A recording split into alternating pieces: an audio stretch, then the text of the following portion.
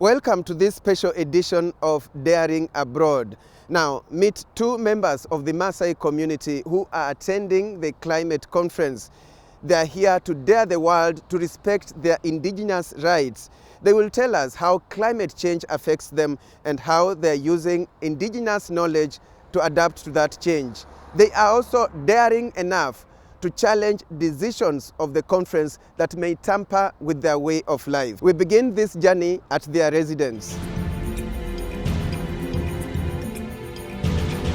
We are here as part of the indigenous people of the world, representing indigenous people from Africa, specifically from Kenya.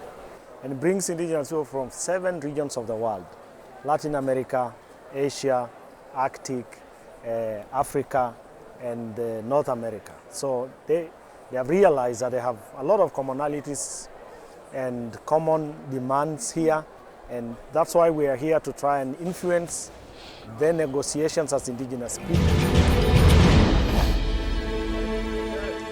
Hey, Alex. Vipi bana? Salama sana. Hmm? This is where you're staying, eh? Yeah, this is where we're staying. Ninyi We come home in Paris. Okay, karibu. hii COP21 hata wewe umekuja na shuka ya kikwetu bana. You know, it's one thing to have a system. Yeah? Oh, nice. But it's another thing for the citizens to comply with the system. Sasa muda hapa inawekwa efficiency. You know, some of these systems are 400, 500 years old. Like they say, the city of Paris was established in 3 BC. 3 BC. Yes. Unaona?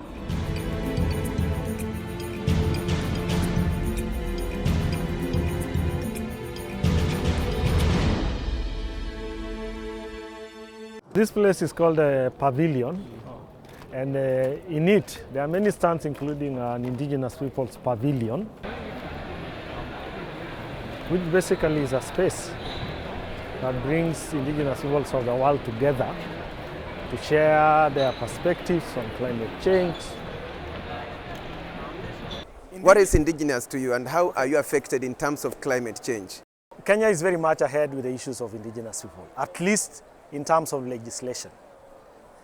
The Kenya Constitution 2010, Article 260, defines who is this marginalized community and gives definition in terms of livelihood system, hunter-gatherers, nomadic pastoralists, and actually goes further to ask for affirmative action, including Article 240, which talks about the Equalization Fund. We are asking for full and effective participation of indigenous communities in the arrangement and institutional framework and decision-making organs of climate change regimes being designed here and at the national level. Essentially, the Maasai community and the pastoralist communities around in Kenya and even East Africa have always had a very complex but yet very simple system of adapting to the changing climate. They have had very good traditional systems, traditional knowledge, traditional institutions that they have used to manage pasture. They have used to organize how they move around with their livestock.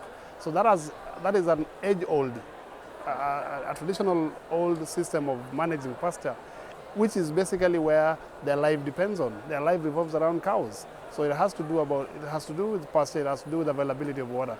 And that is managed in a very traditional system that is agreed by elders, that is disseminated orally, that everybody understands and everybody follows. We come from Narok County, both me and my colleague Dan. And Narok, for example, the Mao forest, the Maasai Mao, with serious deforestation. We have seen how Mara rivers are drying, how tourism is affected, which affects the entire economy, which affects the entire Africa region, all the way to Egypt. It is not just a Kenyan issue, it's not a Maasai issue, it's a Kenyan, African, global issue.